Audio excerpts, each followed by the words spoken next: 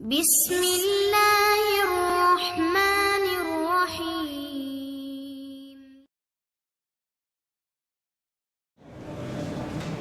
نحمده ونصلي ونسلم على رسوله الكريم، أما بعد فأعوذ بالله من الشيطان الرجيم، بسم الله الرحمن الرحيم۔ الحمد للہ، درس قرآن کی نشست نمبر 57 ہے، اور اس سے پہلے سورہ آل عمران کی آیت نمبر 180 تک درس دیا جا چکا ہے۔ آج انشاءاللہ تعالی سورہ آل عمران کی آیت نمبر 181 اور رکوع نمبر 19 سے درس کا آغاز کیا جائے گا، جس میں اللہ رب العزت کا ارشاد مبارک ہے: اعوذ باللہ من الشیطان الرجیم، بسم اللہ الرحمن الرحیم۔ لقد سمع اللہ قول الذین قالوا ان اللہ فقیر ونحن اغنیاء سنكتب ما قالوا وقتلهم الانبیاء بغیر حق ونقول ذوقوا عذاب الحریق۔ بے شک سنا اللہ نے قول ان گستاخوں کا جنہوں نے کہا کہ اللہ مخلص ہے حالانکہ ہم غنی ہیں۔ جیسے کہ پچھلے رکوع کے آخر میں یہ بات ہوئی تھی کہ جو لوگ بخل کرتے ہیں وہ اس بخل کو اپنے لیے بہتر نہ سمجھیں، بلکہ یہ جس مال میں بخل کیا جا رہا ہے قیامت کے دن یہی ان کے گلے میں توپ بنا کر ڈالا جائے گا۔ تو دین کے کاموں کے لیے جہاں انسان کی محنت کی ضرورت ہوتی ہے، جدوجہد کی ضرورت ہوتی ہے، وہاں دین کے لیے مال اور دولت کی بھی ضرورت ہوتی ہے، اور اللہ کی راہ میں خرچ کرنا یعنی دین کے لیے کچھ دینا یا غریبوں کی مدد کرنا، یہ سب اللہ کی راہ میں دینا کہلاتا ہے۔ اور اللہ نے قرآن میں فرمایا ہے کہ جو اللہ کی راہ میں دیتا ہے اس کو اللہ نے قرض قرار دیا۔ من یقرض اللہ قرضا حسنا، کون ہے جو اللہ کو قرض حسنا دے؟ یعنی مطلب یہ ہے کہ جو اللہ کی راہ میں خرچ کرتا ہے ایک طرح سے وہ اللہ کو قرض دیتا ہے۔ تو جب رب کائنات نے اپنے بندوں پر اس بات کو لازم قرار دیا ہے کہ جب کوئی شخص کسی سے قرض لے تو اس پر لازم ہے کہ اس کو جلد لوٹا دے، تو کیا رب کائنات اس کا بدلہ نہیں دے گا؟ تو اللہ تعالیٰ بھی اپنے بندے کو اس سے بہترین اجر دیتا ہے۔ لیکن یہود جو ہیں وہ تو ہر بات کو مذاق اور مسخرہ پن میں لے لیتے تھے۔ جب ان سے یہ کہا جاتا کہ اللہ کی راہ میں خرچ کرو یا اس طرح کی آیات بتائی جاتی کہ اللہ کو قرض دو، قرض حسنا دو، تو وہ اس کو دگنا چگنا کر کے دے گا۔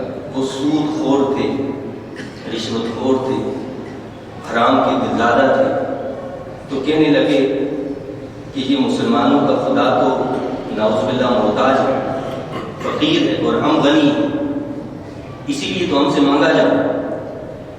یعنی ان کی جو کھوپڑی تھی، ان کا دماغ الٹا چلتا ہے ہر معاملے میں۔ تو کہنے لگے کہ جن کا خدا جو ہے وہ محتاج ہے۔ اور اسی طرح کی ایک بات ایک موقع پر ایک ایسی مجلس میں ہوئی جہاں خود سیدنا ابوبکر صدیق رضی اللہ تعالیٰ عنہ بھی موجود تھے، اور ایک یہودی نے ایسا ہی جملہ کہا۔ اس نے کہا کہ مسلمانوں کا خدا جو ہے وہ فقیر ہے اور ہم غنی ہیں، تو آپ جو صبر و تحمل کا ایک پہاڑ ہے، آپ اس بات کو برداشت نہ کر سکے اور اس کے زوردار تماچا لگایا، اور پھر آپ نے فرمایا اس سے اگر تم سے ہمارا معاہدہ نہ ہوتا میں تمہارا سر قلم کر دیتا۔ یہ شکایت لے کر وہ یہودی حضور انور صلی اللہ علیہ وسلم کی بارگاہ میں حاضر ہوا اور کہا کہ جس طرح صدیق اکبر رضی اللہ عنہ نے میرے ساتھ ایسا کیا، اللہ کے رسول صلی اللہ علیہ وسلم نے سیدنا ابوبکر صدیق رضی اللہ عنہ کو طلب کیا اور پوچھا، تو آپ نے فرمایا کس طرح اس نے اللہ کی شان میں گستاخی کی تھی تو میں نے اس کو تماچا لگایا. وہ مکر گیا اور کہنے لگا نہیں ایسی کوئی بات نہیں ہوئی, میں نے تو ایسا کچھ بھی نہیں کہا. تب اللہ تعالیٰ نے سیدنا صدیق اکبر رضی اللہ تعالیٰ عنہ کی صداقت کے لیے اور اس یہودی کی رد کے لیے یہ آیت نازل فرمائی. کیا فرمایا اللہ نے؟ بے شک سنا اللہ نے قول ان گستاخوں کا جنہوں نے کہا کہ اللہ مفلس ہے حالانکہ ہم غنی. ان اللہ فقیر ونحن اغنیاء. اللہ فقیر ہے, اللہ نعوذ باللہ محتاج ہے, اور ونحن اغنیاء, ہم غنی ہیں. ہم لکھ لیں گے جو انہوں نے کہا. اللہ فرماتا ہے کہ یہ جملہ لکھ دیا گیا. یہ کہاں لکھا گیا ہے؟ یہ اللہ کی بارگاہ میں اللہ کی شان میں گستاخی کرنا اتنا بڑا جرم ہے. کہاں لکھا ہے؟ آگے اللہ نے بتایا کہ ہم لکھ لیں گے جو انہوں نے کہا, نیز قتل کرنا ان کا انبیاء کو ناحق بھی لکھ لیا جائے. یعنی قتل انبیاء کے ساتھ اللہ کی شان میں گستاخی کو ملایا گیا کہ اللہ کی شان میں زبان سے جو گستاخی کی جاتی ہے صرف وہ اس طرح ہے کہ گویا اللہ کے نبی کو قتل کر دیتے. تو فرمایا کہ ان کی یہ بات لکھ دی گئی اور انہوں نے جو انبیاء علیہ السلام کو شہید کیا وہ بھی لکھ دیا گیا, وہ بھی لکھا جائے گا. اور ہم کہیں گے کہ اب جب ہو آپ کے عذاب کا مزہ, یعنی قیامت کے دن جب ان کو جہنم کی آگ میں ڈالا جائے گا تو ان کو یہ ساری باتیں بتائی جائیں گی اور کہا جائے گا کہ اب آپ کا جو عذاب ہے اس کا مزہ چلے. ایسا کیوں ہے؟ کہ اللہ تعالیٰ کی طرف سے کوئی ظلم اور زیادتی کی وجہ سے اللہ نے وضاحت کی. ذَلِكَ بِمَا قَدَّمَتْ أَيْدِيكُمْ وَأَنَّ اللَّهَ لَيْسَ بِظَلَّامٍ لِّلْعَبِيدِ.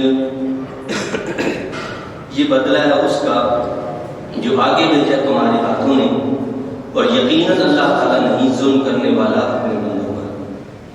الَّذِينَ قَالُوا إِنَّ اللَّهَ عَهِدَ إِلَيْنَا أَلَّا نُؤْمِنَ لِرَسُولٍ حَتَّى يَأْتِيَنَا بِقُرْبَانٍ تَأْكُلُهُ النَّارُ قُلْ قَدْ جَاءَكُمْ رُسُلٌ مِّن قَبْلِي بِالْبَيِّنَاتِ وَبِالَّذِي قُلْتُمْ فَلِمَ قَتَلْتُمُوهُمْ إِن كُنتُمْ صَادِقِينَ. یہ وہ لوگ ہیں جنہوں نے کہا کہ تحقیق اللہ تعالیٰ نے اقرار لیا ہم سے کہ ہم نہ ایمان لائیں کسی رسول پر یہاں تک کہ وہ لائے ہمارے پاس ایک قربانی, کھا لے اس کو آگ.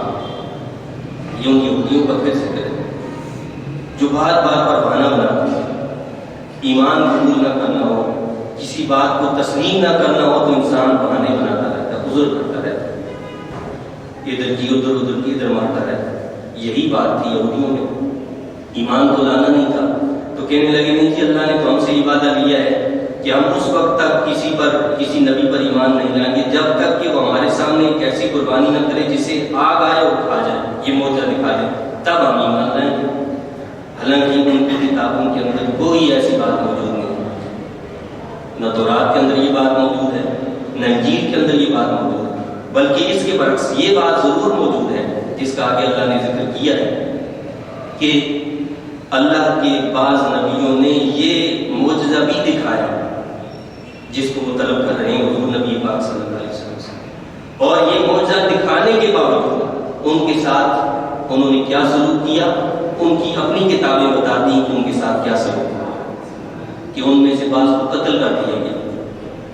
حضرت یحییٰ علیہ السلام, حضرت یحییٰ علیہ السلام, حضرت الیاس علیہ السلام, یہ وہ انبیاء علیہ السلام ہیں جنہوں نے یہ معجزہ بھی دکھایا جو یہ مانگ رہے ہیں, لیکن ان کو کیا کیا, انہوں نے قتل کیا.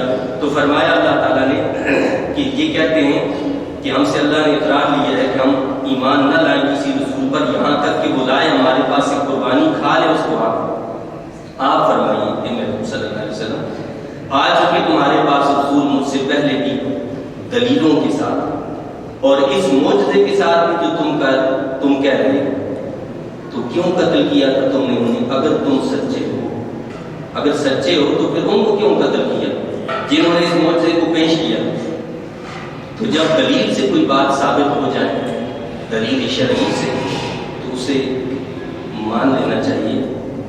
صرف یہ ضد کر لینا کہ نہیں جی بس اس کی دلیل تو یہ ہو کہ وہ حضور نبی پاک صلی اللہ علیہ وسلم سے ہی ثابت ہو, قرآن سے ہی ثابت ہو, یا دور صحابہ سے ہی ثابت ہو، یہ وہ باتیں ہیں کہ جو بحث بڑھانے والی باتیں، بحث کرنا اور گفتگو کو طویل دینا مراد ہوتا ہے، بات کو حق کو نہ ماننا ہوتا ہے۔ اور یہ یہودیوں کا طریقہ ہے کہ وہ کیا کرتے ہیں، حق اور سچ بات کو ماننے کے لیے تیار نہیں ہوتے۔ فَإِن كَذَّبُوكَ فَقَدْ كُذِّبَ رُسُلٌ مِّن قَبْلِكَ جَاءُوا بِالْبَيِّنَاتِ وَالزُّبُرِ وَالْكِتَابِ الْمُنِيرِ۔ اگر یہ جھٹلاتے ہیں آپ کو تو یہ کوئی نئی بات ہے۔ اللہ تعالیٰ اپنے حبیب علیہ السلام کو تسلی دے رہا ہے کہ آپ غمزدہ نہ ہو، آپ کو یہ جھٹلا رہے ہیں، آپ کو نبی نہیں مان رہے تو آپ غمزدہ نہ ہو، اس لیے کہ آپ سے پہلے بھی رسول تشریف لائے، ان کو انہوں نے جھٹلایا ہے۔ تو فرمایا کہ یہ نئی بات نہیں، بے شک جھٹلائے گئے رسول آپ سے پہلے جو لائے تھے معجزات اور صحیفے اور روشن کتاب۔ کل نفس ذائقۃ الموت وإنما توفون أجوركم يوم القيامة فمن زحزح عن النار وأدخل الجنة فقد فاز وما الحياة الدنيا إلا متاع الغرور۔ بتایا کہ ایک دن تو ایسا آنے والا ہے کہ جس دن سب کو اللہ کی حضور جانا ہے، تو جو کہتے ہیں، جو جھٹلاتے ہیں، کر رہے دیں۔ پہلے انبیاء علیہ السلام نے بھی معجزات دکھائے، صحیفے لے آئے، روشن کتابیں لے آئے، یہ نہیں مانے۔ لیکن یہ یاد رکھیں کہ ہر نفس چکھنے والا ہے موت کو، کل نفس ذائقۃ الموت، موت تو آنی ہے، اور موت کے بعد ہمارے پاس آئیں گے تو ہم پورا پورا بدلہ دیں گے۔ جس نے نیکی کی ہوگی نیکی کا بدلہ ملے گا، جس نے بدی کی ہوگی ویسا اس کو بدلہ دیا جائے گا۔ تو ہر نفس نے موت کا ذائقہ چکھنا ہے۔ یہ موت کیا ہے؟ یہ جسم سے روح کا جدا ہو جانا، اسی کا نام موت ہے۔ اور یہ کوئی میٹھی نہیں ہوا کرتی، یہ بڑی کڑوی ہوتی ہے، بڑی شدید ہوتی ہے، بڑا الم، بڑا دکھ، بڑی تکلیف اس میں ہوا کرتی ہے۔ حضرت عمر رضی اللہ تعالیٰ عنہ نے حضرت کعب رضی اللہ تعالیٰ عنہ سے موت کے بارے میں پوچھا تو آپ نے فرمایا کہ امیر المومنین، یہ موت جو ہے یہ ایسے ہے جس طرح آپ یوں سمجھ لیں کہ کانٹے دار ٹہنی ہو جسے کسی شخص کے پیٹ میں ڈال دیا جائے اور اس کے کانٹے اس انسان کی ہر رگ میں داخل کر دیے جائے، اور پھر کوئی طاقتور شخص جو ہے اس ٹہنی کو طاقت سے کھینچ لے۔ یہ ہے موت۔ یہ کیا ہے؟ یہ ہے موت۔ آپ خود اندازہ کریں کہ اس کانٹے دار ٹہنی کا ہر کانٹا ہر رگ کے اندر موجود ہو اور اس کو جب کھینچا جائے تو انسان کا کیا حال ہو، کیا کیفیت ہو۔ تو فرمایا کہ یہ ہے موت۔ اس لیے اس موت سے انسان کو جو ہے ڈرنا چاہیے کہ میں نے ایک دن مرنا ہے اور اللہ کے حضور حاضر ہونا ہے۔ حضرت عبداللہ بن عمر رضی اللہ تعالیٰ نے یہ فرمایا کرتے تھے کہ جب شام ہو تو صبح کا انتظار نہ کیا کرو، اور صبح مل جائے تو شام کا انتظار نہ کیا کرو۔ صبح مل جائے تو شام کا انتظار نہ کرو۔ اور پھر فرماتے کہ اللہ کے رسول صلی اللہ علیہ وسلم نے جو ہے مجھے میرے کندھوں پر ہاتھ رکھا اور فرمایا کہ دنیا میں اس طرح ہو جس طرح ایک اجنبی یا مسافر رہتا ہے۔ ایک اجنبی یا مسافر کیا محلات تعمیر کرتا ہے، وہاں بیٹھا رہتا ہے اور سمجھتا ہے کہ بس میں نے ہمیشہ یہیں رہنا ہے۔ مسافر اور اجنبی جو ہوتا ہے وہ تو فوراً اپنے کام کو نمٹا کر اپنی منزل پر، اپنی جگہ پر پہنچنا چاہتا ہے۔ تو فرمایا کہ اس دنیا میں اسی طرح ہو۔ پھر فرماتے ہیں عبداللہ تجھے کوئی خبر نہیں کہ کل تیرا نام کیا ہوگا، یعنی زندہ یا مردہ، تجھے اس کی خبر نہیں ہے۔ تو وہ عظیم صحابہ جب ان کا یہ عالم ہے، یہ کیفیت ہے، تو ہمیں کتنا ڈرنا چاہیے۔ ہم تو گویا اس طرح دنیا میں رہتے ہیں کہ کبھی ہم نے مرنا ہی نہیں، ہمیشہ ہم نے دنیا میں رہنا ہے۔ تو ان کی سوچ اور ان کی فکر تو یہ تھی، وہ کہتے تھے کہ صبح ملی ہے اس پر اللہ کا شکر ادا کرو، شام کا انتظار نہ کرو، اور شام ملی ہے تو صبح کا انتظار نہ کرو، اللہ کا شکر ادا کرو کہ اس نے یہ شام عطا فرمائی۔ اور ہم کہتے نہیں، ہم نے تو زندگی بھر اور نہ جانے کتنا طویل عرصہ اسی دنیا کے اندر رہنا ہے، اسی سوچ میں اسی فکر میں نماز بھی ہم پڑھتے ہیں. نماز بھی اگر بظاہر ہمارے اعضاء جو ہیں وہ رکوع سجود کر رہے ہوتے ہیں، دماغ ہمارا کہیں گھوم رہا ہوتا ہے دنیا کے پیچھے گھوم رہا ہوتا ہے. تو فرمایا کہ ہر نفس چکھنے والا ہے موت کو اور پوری مل کر رہے گی تمہیں تمہاری مزدوری قیام کے دن. بس جو شخص بچا لیا گیا آتش دوزخ سے، فمن زحزح عن النار، جسے آگ سے بچا لیا گیا، وادخل الجنہ، اور داخل کیا گیا جنت میں، فقد فاز، وہ کامیاب ہے. ہم تو یہ سمجھتے ہیں جس کے پاس مال آ جائے، دولت آ جائے، پیسہ آ جائے، شہرت آ جائے، وہ کامیاب ہے. اللہ کیا فرماتا ہے؟ جس شخص کو آگ سے بچا لیا گیا اور جنت میں داخل کیا گیا وہ کامیاب ہے. دنیا میں اگر ذرا سی کوئی کسی معاملے میں کوئی یہ ہمیں خدشہ ہو کہ جی اگر ہم ایسا کریں گے تو لوگ ایسا کہیں گے، تو ہم وہ کام کرنے کے لیے تیار نہیں ہوتے کہ اس سے تمہاری بے عزتی ہو جائے گی. سب سے بڑی بے عزتی تو یہ ہے کہ انسان کو جہنم کے اندر داخل کیا جائے. اللہ اس سے ہم سب کی حفاظت فرمائے، بچائے اس سے. سب سے بڑی بے عزتی یہ ہے، اور سب سے بڑی عزت کیا ہے کہ بندے کو جنت میں داخل کر دیا. اللہ ان لوگوں نے مجھے آپ کو ہم سب کو شامل فرمائے کہ جن کو اللہ تعالیٰ جنت میں داخل فرمائے گا، ان کو اعزاز و اکرام سے نوازا جائے گا. تو فرمایا کہ بس جو شخص بچا لیا گیا آتش دوزخ سے اور داخل کیا گیا جنت میں تو وہ کامیاب ہو گیا. اور نہیں یہ دنیاوی زندگی مگر ساز و سامان دھوکے میں ڈالنے والا.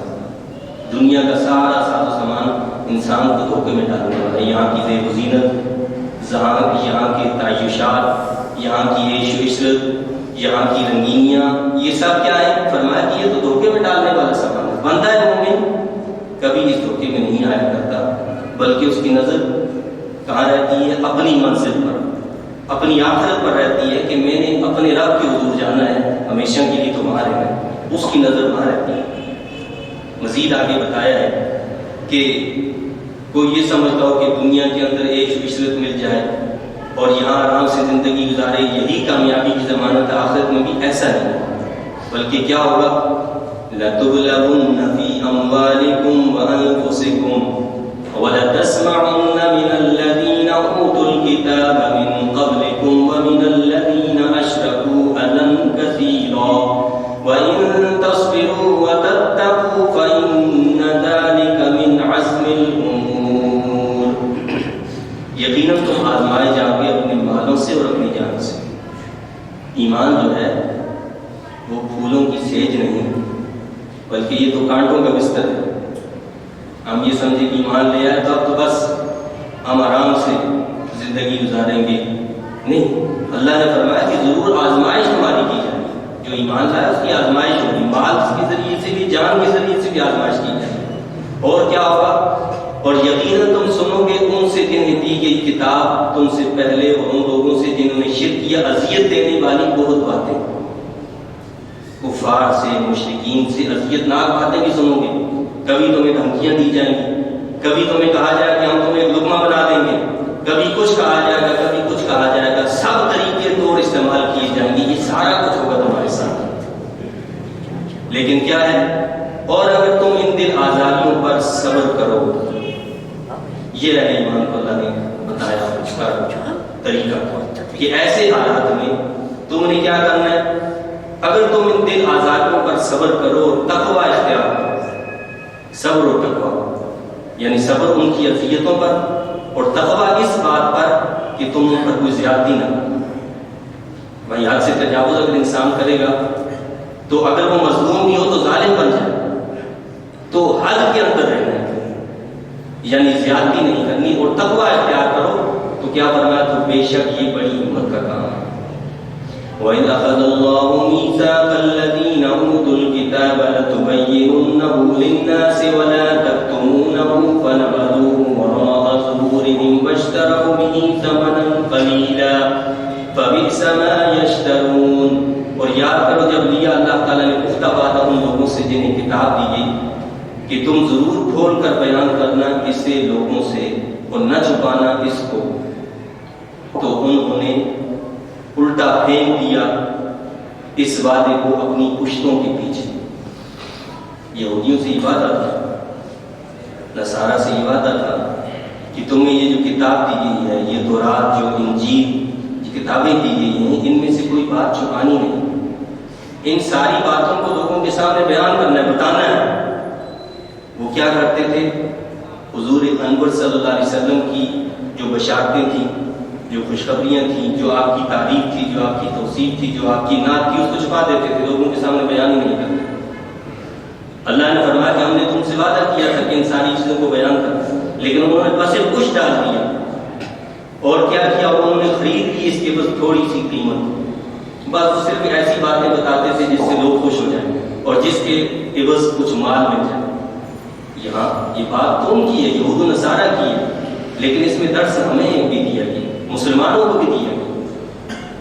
ہمیں بھی یہ کہا گیا کہ یہ کتاب قرآن مجید اس لیے نہیں آئی کہ اس کو لحاظ کے اندر لپیٹ کر آپ رکھ دیں اور سال میں ایک مرتبہ اٹھا کر چون لیں، نہیں، یہ کتاب تو اس لیے آئی ہے، اس کتاب کو پڑھا جائے، دیکھا جائے، اس کو سمجھا جائے کہ اس میں اللہ نے کیا کہا ہے، اس کے مطابق زندگی گزاری جائے۔ جو علماء ہیں، جو اس کو جانتے ہیں، ان کی ذمہ داری ہے کہ اس کی ہر بات کو لوگوں کے سامنے پیش کیا جائے، پہنچایا جائے لوگوں تک، صرف لوگوں کی پسندیدہ باتیں نہیں کہ جن سے لوگ خوش ہوں تو آپ ان کو بیان کر دو، اور جو ان کو بری لگے وہ ان کے سامنے بیان نہ کی جائے۔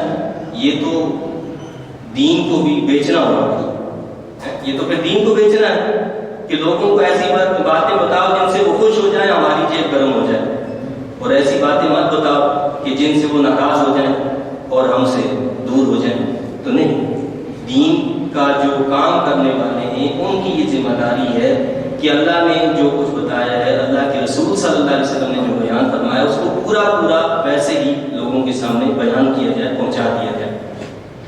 تو فرمایا کہ انہوں نے پھینک دیا اس وعدے کو اپنی پشتوں کے پیچھے، اور انہوں نے خرید لی اس کی تھوڑی سی قیمت، سو بہت بری ہے وہ چیز جو وہ خرید رہے ہیں۔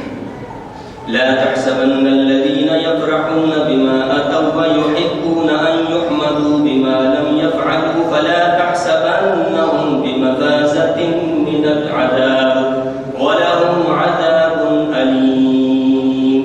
ہرگز آپ یہ خیال نہ کریں کہ جو لوگ خوش ہوتے ہیں اپنی کارستانیوں پر اور پسند کرتے ہیں کہ ان کی تعریف کی جائے ایسے کاموں سے جو انہوں نے کیے ہی نہیں۔ منافق اور یہودی ایسی باتیں کر کے یہ سمجھتے تھے کہ ہم نے بڑا کارنامہ سر انجام دیا، کہ ہم نے حق کو چھپا بھی دیا اور حضور انور صلی اللہ علیہ وسلم کے سامنے کوئی بات بھی کر دی، یعنی گویا کوئی سمجھتے تھے کہ ہم نے مطمئن کر دیا۔ یا منافق جو ہے جہاد میں پیچھے رہ جاتے تھے، نہیں جاتے تھے، اور جب حضور انور صلی اللہ علیہ وسلم تشریف لاتے تو عذر بہانے کرتے اور سمجھتے کہ ہم نے بڑا کارنامہ کر دیا اور جی اب ہماری اس پر تعریف ہونی چاہیے۔ تو اللہ نے اس کا رد فرمایا اور مجھے آپ کو بھی حکم دیا کہ ہم نے بھی اس پر عمل کرنا ہے۔ کیا فرمایا؟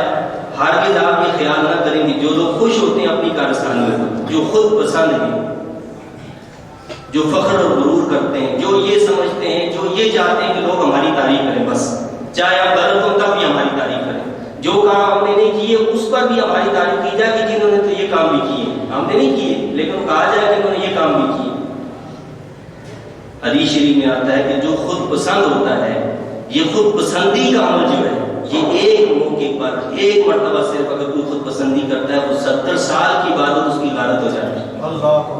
خود پسندی جو ہے 70 سال کی عبادت کو تباہ کر دیتی ہے۔ اللہ تعالیٰ نے اس سے محفوظ رکھے۔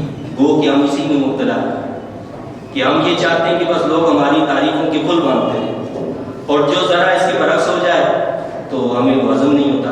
تو فرمایا ہرگز آپ یہ خیال نہ کریں کہ جو لوگ خوش ہوتے ہیں اپنی کارستانیوں پر، پسند کرتے ہیں کہ ان کی تعریف کی جائے ایسے کاموں سے جو انہوں نے کیے ہی نہیں، تو ان کے متعلق یہ گمان نہ کرو کہ وہ امن میں ہیں عذاب سے، ان کے لیے تو دردناک، ان کے لیے دردناک عذاب جو ان باتوں پر خوش ہوتے ہیں۔ ہم صاحبزادے ہیں، ہم کسی پیر صاحب کی اولاد ہیں، ہم کسی عالم دین کی اولاد ہیں، ہم کسی وڈیرے کی اولاد ہیں، ہم کسی فلان کی اولاد ہیں۔ بھائی یہ کیا چیز ہے؟ اللہ کے یہاں ان کی کوئی اہمیت نہیں۔ ہاں اللہ کے یہاں اگر کسی بات کی اہمیت ہے تو وہ یہ ہے کہ تمہارا عمل کیا ہے، تمہارا کردار کیا ہے۔ اگر یہ قابل تکریم ہے تو اللہ کے یہاں تم بھی قابل تکریم ہوگے، لیکن اگر اس کے برعکس ہے تو پھر معاملہ بھی کیا ہوگا کہ وَلَهُمْ عَذَابٌ أَلِيمٌ، ان کے لیے تو دردناک عذاب ہے۔ وَلِلَّهِ مُلْكُ السَّمَاوَاتِ وَالْأَرْضِ وَاللَّهُ عَلَى كُلِّ شَيْءٍ قَدِيرٌ.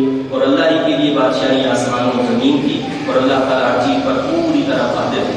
إِنَّ فِي خَلْقِ السَّمَاوَاتِ وَالْأَرْضِ وَاخْتِلَافِ اللَّيْلِ وَالنَّهَارِ لَآيَاتٍ لِأُولِي الْأَلْبَابِ. بے شک آسمان و زمین کی پیدا کرنے میں اور رات اور دن کے بدلتے رہنے میں بڑی نشانی ہے اہل عقل کے لیے. یہ اہل عقل کون ہے؟ جن کے پاس زیادہ پیسہ جمع ہو جاتا ہے، دولت آ جاتی ہے، مال بن جاتے ہیں، بادشاہ بن جاتے ہیں. اللہ نے کیا بتایا؟ اہل عقل وہ لوگ ہیں الذین یذکرون اللہ قیاما وقعودا وعلی جنوبہم ویتفکرون فی خلق السماوات والارض ربنا ما خلقت هذا باطلا سبحانک فقنا عذاب النار. وہ عقل مند جو یاد کرتے رہتے ہیں اللہ تعالیٰ کو کھڑے ہوئے اور بیٹھے ہوئے. عقل مند کون ہے؟ جو ہر حال میں اللہ کو یاد کرتے ہیں، کھڑے ہوں، بیٹھے ہوں، لیٹے ہوں. کیا ہوتا ہے؟ ہر حالت میں اللہ کو یاد کرتے ہیں. ہر حالت میں کیا فرمایا کہ وہ یاد کرتے رہتے ہیں اللہ تعالیٰ کو کھڑے ہوئے اور بیٹھے ہوئے اور پہلوؤں پر لیٹے ہوئے، اور غور کرتے رہتے ہیں آسمانوں اور زمین کی پیدائش میں کہ اللہ تعالیٰ نے یہ آسمان اور زمین پیدا کی ہے، یہ ایسے تو نہیں بنا. پھر کیا کہتے ہیں؟ اور تسلیم کرتے ہیں اے ہمارے مالک، انہیں پیدا فرمایا تو نے، یہ کارخانہ حیات بیکار نہیں، پاک ہے تو ہر ایک سے بچا لے ہمیں آگ کے عذاب سے. وہ اقرار کرتے ہیں کہ تو نے یہ ایسے نہیں بنایا، بیکار نہیں بنایا. وہ اس کائنات میں غور کرتے ہیں، پھر اپنے آپ پر بھی غور کرتے ہیں کہ اللہ نے مجھے بیکار پیدا کیا، ایسے ہی بھیج دیا دنیا کے اندر. نہیں، میرے دنیا میں بھیجنے کا بھی ایک مقصد ہے. اس لیے تو نہیں بھیجا کہ میں دنیا میں آؤں، کھاؤں، پیوں، پہنوں اور چلا جاؤں. کیا اس لیے اللہ نے ہمیں بھیجا دنیا کے اندر کہ ہم دنیا کے دھندوں میں لگے جائیں، کماتے رہیں اور پھر مر جائیں؟ اللہ تعالیٰ نے ایک مقصد کے لیے بھیجا. اللہ نے بیکار نہیں بنایا. انسان تو اشرف المخلوقات ہے، اس کو کیسے بیکار بنایا جائے؟ جبکہ اللہ نے تو کسی کیڑے کو بھی بیکار نہیں بنایا، کسی درندے کو بھی بیکار نہیں بنایا. کائنات کی کسی چیز کو رب کائنات نے بیکار پیدا ہی نہیں کیا. لیکن یہ بات ضرور ہے کہ اس پوری کائنات کو رب کائنات نے انسان کے لیے بنایا، اس کا خادم بنا دیا. اللہ تعالیٰ پوری کائنات انسان کا خادم بنا دیا کہ اس کی خدمت میں لگ جائے. سورج ہے وہ ہماری خدمت کر رہا ہے، چاند ہماری خدمت کر رہا ہے، زمین آسمان یہ ساری چیزیں انسان کی خدمت میں لگی ہوئی ہیں. لیکن انسان ہے کہ اسے اگر فکر نہیں تو اپنے رب کی فکر نہیں. دنیا بھر کی فکریں ہوں گی، پریشانیاں ہیں، غموں میں پتہ نہیں کیا کیا ہے. اللہ کی فکر نہیں ہے، اس کی دین کی فکر نہیں ہے، اس کی یاد کی فکر نہیں ہے. تو وہ اللہ والے جو اہل عقل ہوتے ہیں وہ کیا کرتے ہیں؟ وہ کہتے ہیں مولا تو نے اس کائنات کو بیکار نہیں بنایا. پھر وہ دعا مانگتے ہیں اللہ تعالیٰ سے ربنا انک من تدخل النار فقد اخزیتہ وما للظالمین من انصار. اے ہمارے رب بے شک تو نے جسے داخل کر دیا آگ میں تو رسوا کر دیا تو نے اسے، اور نہیں ہے ظالموں کا کوئی مددگار. ربنا اننا سمعنا منادیا ینادی للایمان ان آمنوا بربکم فآمنا ربنا فاغفر لنا ذنوبنا وكفر عنا سيئاتنا وتوفنا مع الابرار. اے ہمارے رب بے شک سنا ہم نے منادی کرنے والے کو کہ بلند آواز سے بلاتا تھا ایمان کی طرف اور کہتا تھا کہ ایمان لاؤ اپنے رب پر، تو ہم ایمان لے آئے. اے ہمارے مالک بس بخش دے ہمارے گناہ اور مٹا دے ہم سے ہماری برائیاں، اور اپنے کرم سے موت دے ہمیں نیک لوگوں کے ساتھ موت دے. نیک لوگوں کی صحبت دنیا میں عطا فرما اور نیک لوگوں کے ساتھ موت دے. ربنا وآتنا ما وعدتنا على رسلك ولا تخزنا يوم القيامة إنك لا تخلف الميعاد. اے ہمارے رب عطا فرما ہمیں جو وعدہ کیا تو نے ہمارے ساتھ اپنے رسولوں کے ذریعے، اور نہ رسوا کر ہمیں قیامت کے دن. بے شک تو وعدہ خلافی نہیں کرتا. فاستجاب لهم ربهم أني لا أضيع عمل عامل منكم من ذكر أو أنثى بعضكم من بعض فالذين هاجروا وأخرجوا من ديارهم وأوذوا في سبيلي وقاتلوا وقتلوا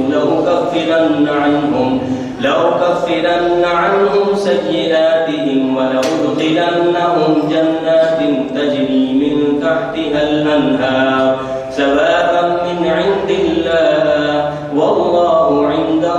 حسن الثواب. تو قبول فرما لی ان کی التجا ان کی پروردگار نے اور فرمایا کہ میں ضائع نہیں کرتا عمل کسی عمل کرنے والے کا تم سے، خواہ مرد ہو یا عورت. ایک دور ایسا بھی گزرا ہے کہ جس میں عورت کے بارے میں بڑے بڑے فلاسفہ کیا کہتے تھے کہ یہ تو جانور ہے. بعض یہ کہتے تھے کہ جانور سے اونچا درجہ رکھتی ہے، مرد سے نیچا درجہ رکھتی ہے. یہ اسلام ہے جس نے کہا کہ یہ مرد اور عورت کا کوئی الگ کنسیپٹ نہیں ہے، یہ سب اللہ کے ہاں برابر ہے. اللہ نے فرمایا کہ ان سب کو برابر، جو بھی نیک عمل کرے گا مرد ہو یا عورت ہو پورا پورا اجر ملے گا. یہ نہیں کہ عورت کو کم ملے اور مرد کو زیادہ. نہیں، فرمایا کہ کسی عمل کرنے والے کے عمل کو ضائع نہیں کیا جائے گا، تم میں سے خواہ وہ مرد ہو یا عورت. بعض تمہارا جز نہیں پاس کی، تو وہ جنہوں نے ہجرت کی اور نکالے گئے اپنے وطن سے اور ستائے گئے میری راہ میں اور دین کے لیے لڑے اور مارے گئے، تو ضرور میں مٹا دوں گا ان کے نام عمل سے ان کے گناہ، اور ضرور داخل کروں گا انہیں باغوں میں بہتی ہیں جن کے نیچے نہریں. یہ جزا ہے ان کے اعمال حسنہ کی اللہ کے ہاں، اور اللہ ہی کے پاس بہترین ثواب ہے. تو وہ لوگ جو اللہ کی راہ میں ستائے جاتے ہیں، جو اللہ کی راہ میں تکلیفیں برداشت کرتے ہیں، ان کے لیے یہ اجر کہ ان کو جنتیں دی جائیں. یہ اللہ کی راہ میں تکلیفیں برداشت کرنے والے کون ہیں؟ یہ اہل اللہ ہے جن میں ایک نامور نام حضور سیدنا غوث اعظم رضی اللہ تعالیٰ عنہ. یہ 11ویں شریف کا مہینہ ہے، کل 11 تاریخ ہے، اور یہ ربیع ثانی پہلے ربیع الاول گزرا پہلی بہار، یہ ربیع ثانی دوسری بہار. ربیع الاول میں حضور انور صلی اللہ علیہ وسلم کی ولادت مبارکہ اور پہلی بہار کا ذکر ہوتا ہے. ربیع ثانی میں دوسری بہار کا ذکر. حضور انور صلی اللہ علیہ وسلم کا ذکر کر لیا جائے تو یوں سمجھے کہ تمام انبیاء علیہ السلام کا ذکر ہو جائے. سبحان اللہ. اور حضور غوث اعظم رضی اللہ عنہ کا تذکرہ ہو تو اس کا مطلب ہے کہ تمام اولیاء کرام کا ذکر ہو جائے. سبحان اللہ. اس لیے کہ حضور نبی پاک صلی اللہ علیہ وسلم اس کائنات میں تشریف لائے تو آپ کی تشریف آوری سے پہلے آپ کی خوشخبری، آپ کی بشارتیں نبیوں نے دی، اور حضور غوث اعظم رضی اللہ عنہ کی اس کائنات میں جلوہ گری سے پہلے آپ کے لیے بشارتیں ولیوں نے دی کہ اس طرح ایک اللہ کا ولی پیدا ہوگا، اس کا یہ مقام اور یہ مرتبہ ہوگا. ان لوگوں نے کس طرح اللہ کی راہ میں اذیتیں برداشت کی، بڑی اذیتیں، بڑی تکلیفیں اٹھائیں. حالانکہ آپ جو ہے مادرزاد ولی ہیں، لیکن اس کے باوجود علم کے حصول کی تڑپ میں آپ نے دنیا کا چپا چپا چھاڑا. بغداد میں جامعہ نظامیہ میں آپ پڑھتے تھے تو ایک دور ایسا آیا کہ قحط سالی ہو گئی، کھانے پینے کے لیے کچھ نہیں تھا. تو سب لڑکوں کو بھیجا بھائی دیہاتوں میں جاؤ، جا کر کچھ مل جائے تو لو. آپ کو بھی ساتھ کر دیا گیا. جب آپ پہنچے وہاں ایک بزرگ نے آپ کو دیکھا تو وہ آپ کی پیشانی کو، آپ کے چہرے کو دیکھ کر پہچان گئے اور فرمایا کہ بیٹے، جو طالب مولا ہوتے ہیں، جو حق کے طالب ہوا کرتے ہیں، وہ کسی کے سامنے دستے سوال دراز نہیں کیا جاتا. آئندہ کسی کے سامنے سوال دراز نہ کریں. آپ وہاں سے واپس پلٹ آئے اور زندگی بھر کبھی کسی سے سوال نہیں کیا. ایک مرتبہ خلیفہ وقت نے سونے کی بھری ہوئی 2 تھیلیاں، سونے کی اشرفیوں کی بھری ہوئی 2 تھیلیاں بھیجی. کہا کہ جی آپ لیں اور مدرسے کے طلباء کے لیے یہ خدمت ہے. آپ کا بھی مدرسہ تھا تو آپ نے فرمایا جو لے کر آیا تو اس کو فرمایا کہ اس کو بادشاہ کے پاس واپس لے جاؤ، اور کہا کہ ہم اس کو قبول نہیں کریں گے. وہ تو کانپنے لگا کہ حضور یہ آپ کیسی بات کر رہے ہیں کہ بادشاہ نے یہ بھیجا ہے، اگر آپ نے یہ واپس کر دیا تو بادشاہ ناراض ہو جائے گا، یہ تو بڑا مسئلہ بن جائے گا، مسئلہ کھڑا ہو جائے گا.